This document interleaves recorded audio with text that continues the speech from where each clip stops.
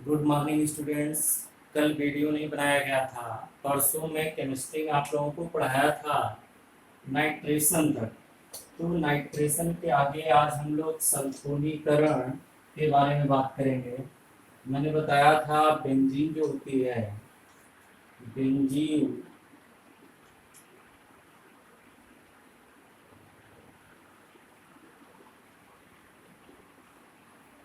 Benzene जो होती है वो इलेक्ट्रॉन्स में ही योगात्मक प्रतिस्थापन क्रिया देती है, जिसमें से हम उसका क्लोरीनीकरण, सल्फोनीकरण, नाइट्रीकरण महत्वपूर्ण रूप से पढ़ना है।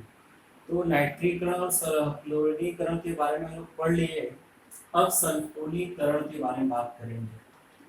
सल्फोनीकरण, तो बेंजीन का सल्फोनेशन क्या होता है? सल्फोनेशन, सल्फोनीकरण क्या होता है?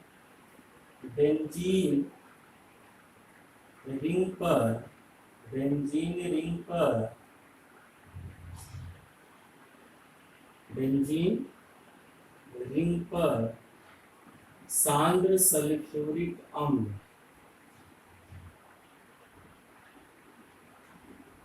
सांद्र सल्फ्यूरिक अम्ल की अभिक्रिया अगर कराई जाए और इसे लगभग 80 डिग्री सेल्सियस तक गर्म किया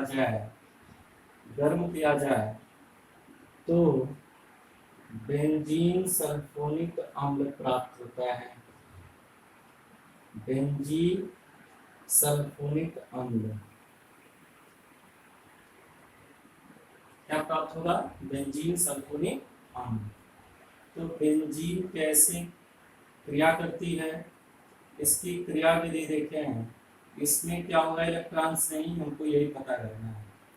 इसकी क्रिया विधि ध्यान से देखें तो जो H2SO4, अगर इसके दो मॉलिक्यूल्स लें, 2H2SO4, 2H2SO4 टूट जाता है H3O प्लस HSO4 ऋण प्लस SO3, यानी यहाँ से 4 हाइड्रोजन में से 3 हाइड्रोजन यहाँ निकल गया, एक ऑक्सीजन, तो H3O प्लस हाइड्रोनियम आयन बना, और एक हाइड्रोजन और एक सल्फर और 4 ऑक्सीजन यहाँ निकल गया।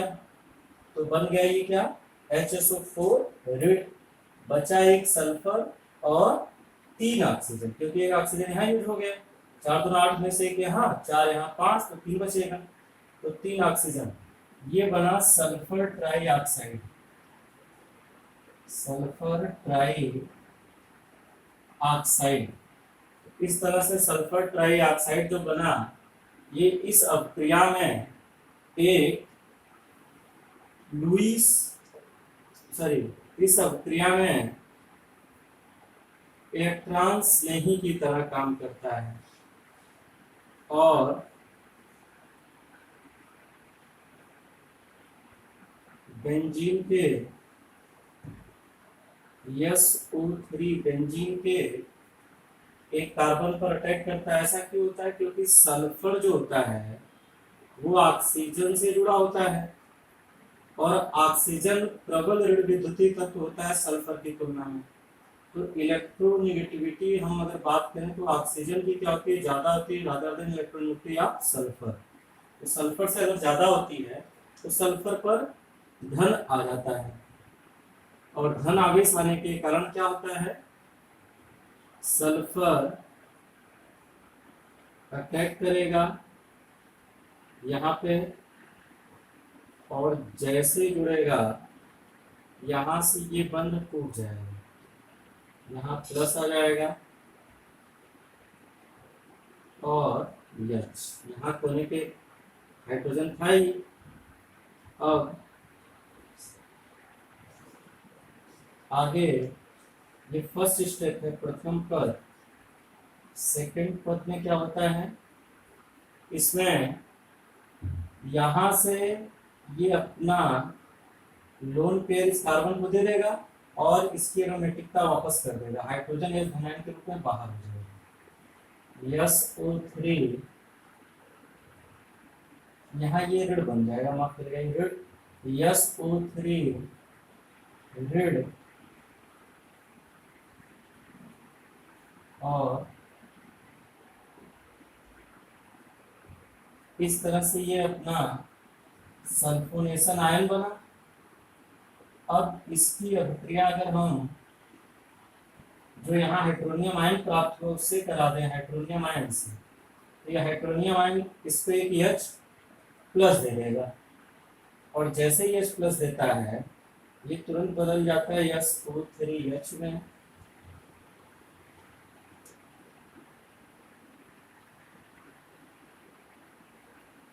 और H प्लस इसको देकर के H2O में बदल जाता है, और जो H धन आयन यहाँ से निकला था वो SO4 आयन के साथ क्रिया करके पुनः H2SO4 में बदल जाता है। तो इसकी क्रिया विधि तो नहीं आपसे कोई जल्दी पूछेगा, कंपटीशन के व्यू से बहुत इंपॉर्टेंट है, लेकिन इस अभिक्रिया को आपको आना चाहिए। तो सल्फोनीकरण क्या था, जल्दी से 5 सेकंड में मैं पास कर रहा हूँ, आप इसको देख लीजिए।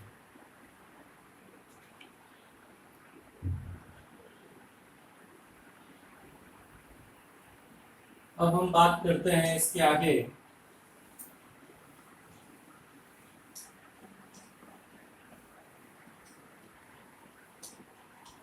अगली अभिक्रिया जो बड़ी इंपॉर्टेंट है और नाम से पूछी जाती है, फ्रीडेल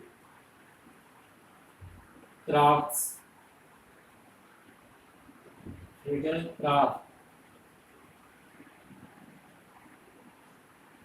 अभिक्रिया। फ्रीडेल क्राफ्ट अभिक्रिया क्या होती है? बेंजीन रिंग पर, वास्तव में बेंजीन रिंग पर एसिल या एल्किल, ये दो तरह से हो सकती है, एल्कीकरण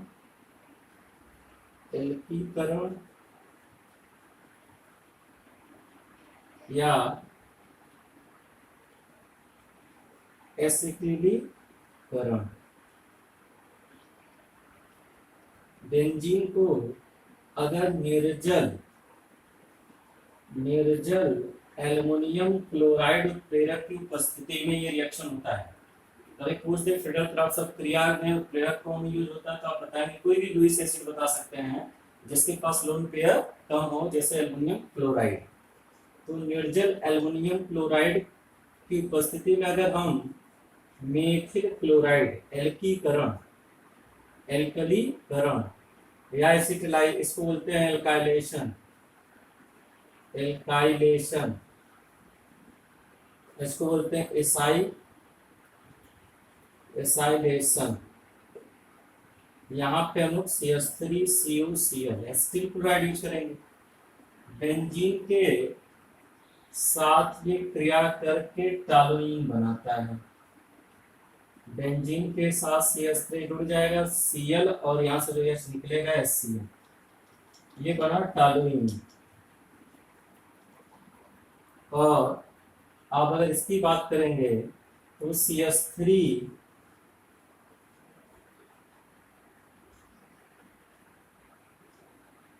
यहाँ पे COCH3 एसिटोफिनोन एक प्रकार का कीटोन होता है, एसिटोफिनोन प्राप्त होता है, और यहाँ से भी HCl बांधते हैं, यहाँ Cl और यहाँ से हाइड्रोजन। तो हम देख रहे हैं फ्रीडेल क्राफ्ट अभिक्रिया क्या होती है? निर्जल एल्युमिनियम क्लोराइड उत्प्रेरक की उपस्थिति में बेंजीन रिंग पर एल्किल समूह का योग अथवा एसिल समूह का योग, एल्किल समूह का योग अथवा एसिल समूह का योग क्या कहलाता है?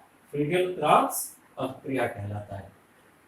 फ्रीडेल क्राफ्ट अभिक्रिया में वास्तव में इसकी क्रिया विधि समझने का प्रयास करें तो मैं आपको बताऊंगा CH3Cl AlCl3 से क्रिया करके CH3 प्लस कार्बो मेथिल मेथिल कार्बोधनायन बनाता है, और ये AlCl4 रिडाइन बदल जाता है। इसी तरीके से अगर हम इसकी बात करें तो CH3CO Cl से क्रिया करके CH3 CO प्लस बनाता है और AlClO4 माइनस बाहर जाता है। तो ये इसमें हम देख रहे हैं एसिल कार्ब धनायन और इसमें देख रहे हैं एल्किल कार्ब धनायन प्राप्त हो रहा है। तो यहाँ पे जो फ्रीडल क्राफ्ट अपक्रिया यह भी एक प्रकार की इलेक्ट्रॉन स्नेही प्रतिस्थापन अपक्रिया है जिसमें एल्कलीकरण में मेथिल कैटायन या मेथिल धनायन और इसमें एसिड धनायन क्या करता है, इलेक्ट्रॉन स्नेही की तरह कार्य करता है। अब क्रिया ठीक उसी तरीके से आप कर सकते हैं। इस पर आप इसका अटैक कराएंगे, यहाँ फिर टूटेगा, हाइड्रोजन बाहर निकल जाएगा, प्रोसेस सेम। इस तरह से फ्रीडल क्राफ्ट प्रक्रिया क्या होती है आपको समझ में आया होगा। आप इसे एक मिनट देख लीजिए। फ्रीडल क्राफ्ट प्रक्रिया नाम से इंपॉर्टेंट मैं फिर मैं बता रहा हूँ। निर्जल एल्युमिनियम क्लोराइड की उपस्थिति में बेंजीन की अपक्रिया एल्किल हैलाइड अथवा एसिल हैलाइड से कराई जाए तो अगर एल्किल हैलाइड से कराया जाए तो टॉलुइन अथवा स्टोफिनोन यानी कीटोन प्राप्त होगा। इस तरह से ये फ्रीडल क्राफ्ट अपक्रिया हो गई। अगली अपक्रिया इसमें है फ्रीडल क्राफ्ट अपक्रिया की कुछ एल्किलीकरण में क्या मध्यवर्ती के रूप में कौन सा इलेक्ट्रॉन नहीं बनता तो आप बताएंगे कार्ब धनायन, उसमें मेथिल कार्ब धनायन। अगर आप ध्यान से देखिए,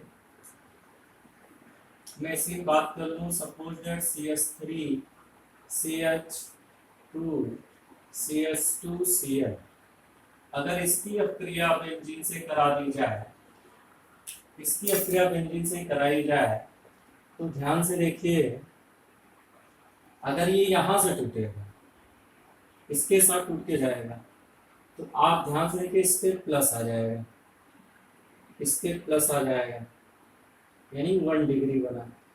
अगर यहां से न टूटने के बजाय अगर CH3 CH2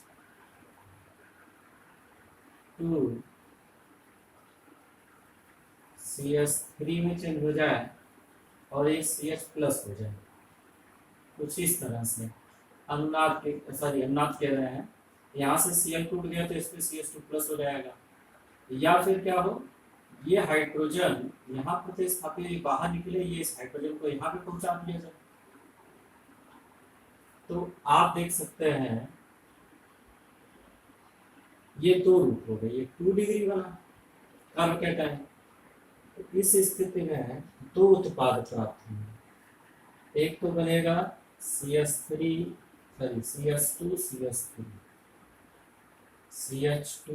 CH3 और एक बनेगा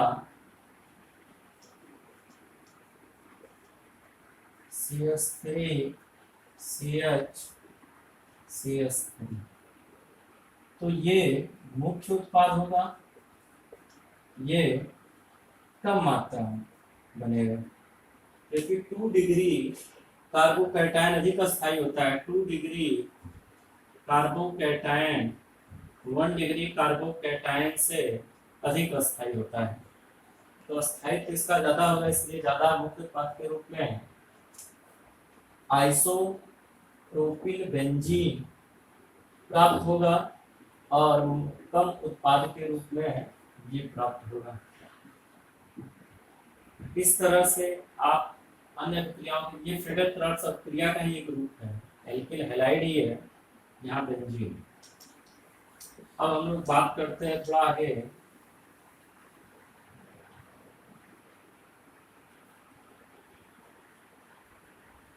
गाटरमान कुछ एल्डिहाइड अभिक्रिया।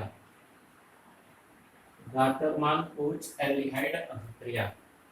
गाटरमान कुछ एल्डिहाइड अभिक्रिया क्या होता है, इसमें बेंजीन रिंग के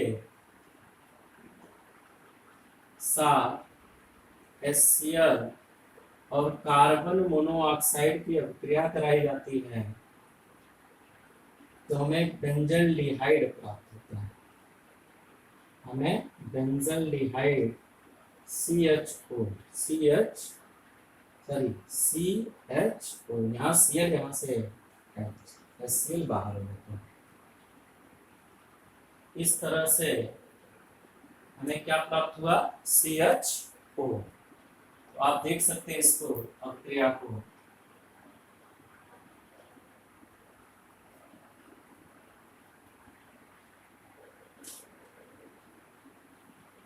अगर हम दूसरी अभिक्रिया की बात करें तो दूसरी अभिक्रिया इसमें है, नंबर आप जो भी होगा देख लीजिएगा। गाटरमान को चलिएगा अभिक्रिया ऐसे ही है। गाटरमान अभिक्रिया, गाटरमान अभिक्रिया, गाटरमान अभिक्रिया क्या होता है?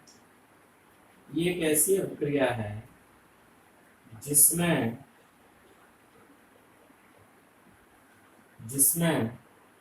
बेंजीन रिंग पर हाइड्रोजन क्लोराइड और HCl का यूज किया जाता है। देखिए जब कोच शब्द आएगा तो को CO, जब कोच शब्द नहीं आएगा तो HCl। मान न हाइड्रोजन साइनाइड है तो यहाँ पे यह ना है। अब यहाँ पे क्या होगा? वास्तव में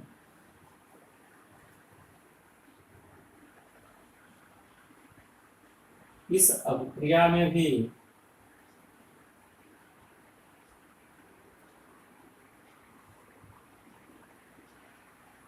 HCl है, HCl। तो HCl प्लस HCl, HCl में से Cn क्या होगा? ये भी एक एल्डिहाइड ही बनेगा CHO, और इसमें से HCl बाहर निकल जाता है,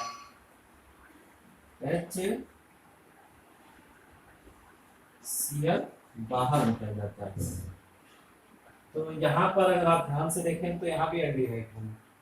ये दोनों रिएक्शन एक दूसरे से मिलते जुलते हैं और आप देख सकते हैं यहाँ पे भी एल्डिहाइड, यहाँ पे ये बेंजल्डिहाइड, ये क्या है? बेंजल्डिहाइड, ये भी वही चीज है बेंजल्डिहाइड। एक बार आप इसको देख लीजिए।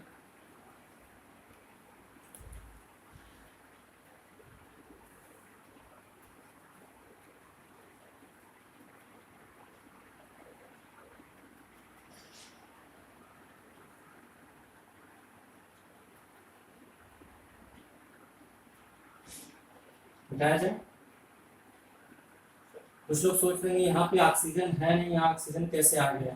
तो वास्तव में ऑक्सीजन कैसे आया है? जल से। मैं यहाँ पे लिख दे रहा हूँ, जल की प्रेजेंस में अभिक्रिया होगी। तो इस तरह से कहाँ से आए आपको पता होना चाहिए।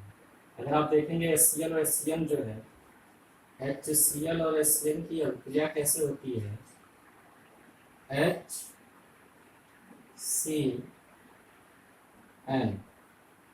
और यहाँ Cl,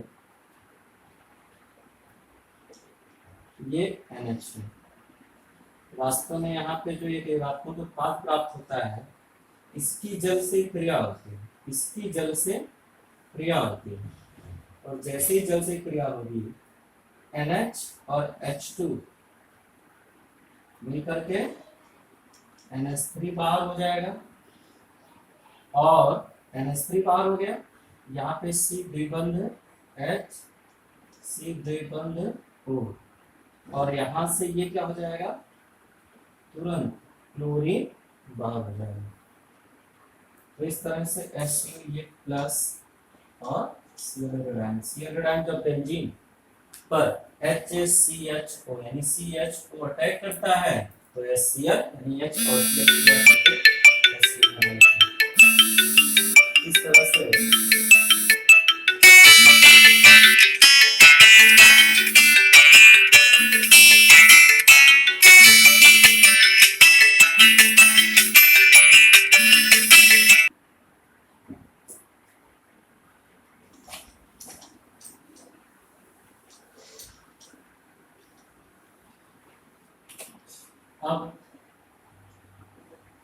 अगली अभिक्रिया है दूसरे टाइप की, मैंने कल बताया था कि इलेक्ट्रॉन्स नहीं योगात्मक प्रतिस्थापन अभिक्रियाएं होती हैं, दूसरी योगात्मक होती है, तीसरा ऑक्सीकरण और चौथा अपचय। तो यहाँ पे अब योगात्मक अभिक्रिया के बारे में चर्चा करेंगे हम लोग। बेंजीन के बेंजीन की योगात्मक अभिक्रिया में सबसे महत्वपूर्ण अभिक्रिया है जो बेंजीन होती है। बेंजीन में एकांतर क्रम में द्विबंध होता है। ये दो प्रकार की योगात्मक अभिक्रिया होती है। अगर हम इसकी अभिक्रिया ओजोन से करा के और इसका जिंक चूर्ण की उपस्थिति, बल्कि हम ऐसे लिख रहे हैं ओजोन के साथ इसको गर्म किया जाए, ओजोन के साथ गर्म किया जाए, फिर इसके बाद इसका जिंक चूर्ण और जल के साथ अभिक्रिया कराई जाए, तो ये 3CHO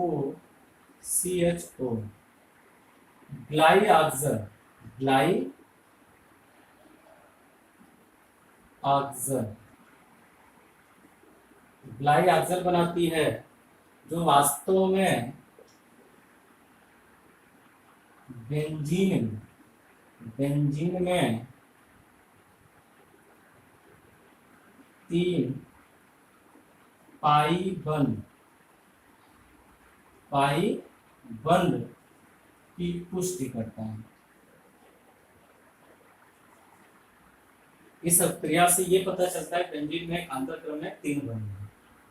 ठीक, और अगर हम बात कर लें इसका क्लोरीनीकरण करा दें, सूर्य के प्रकाश की उपस्थिति में क्लोरीनीकरण कराएंगे, तो बेंजीन के सभी द्विबंध टूट करके क्लोरीन यहाँ जुड़ जाएंगे और ये बनेगा बेंजीन हेक्सा क्लोराइड। इसको हम शॉर्टकट में BHC कहते हैं। BHC बेंजीन हेक्सा क्लोराइड, जो गैमेक्सीन, इसे गैमेक्सीन जो खेतों में कीटनाशक के रूप में प्रयोग किया जाता है, गैमेक्सीन, वही गैमेक्सीन है ये। इसे लिंडेन भी कहते हैं, लिंडेन या 666, क्योंकि इसका फार्मूला कैसा हो गया C6H6Cl6, इसलिए इसको 666 भी कहते हैं। और वास्तव में गैमेक्सीन एक कीटनाशक के रूप में यूज होता है। तो इस तरह से गैमेक्सीन का निर्माण या लिंडेन का निर्माण या 666 का निर्माण, इसका वैसे IPSC number 1 2 3 4 5 6 hexa chlorobenzene, cyclohexane इसका नाम हो जाएगा। इस तरह से बेंजीन की योगात्मक अभिक्रिया हो गई। बेंजीन की ऑक्सीकरण अभिक्रिया के बारे में और अपचयन अभिक्रिया, 2 अभिक्रियाएं वास्तव में एक एक करके बची हुई हैं। तो मैं कल उसको बता करके बेंजीन के कुछ महत्वपूर्ण टॉपिकों पर बात किया जाएगा। धन्यवाद।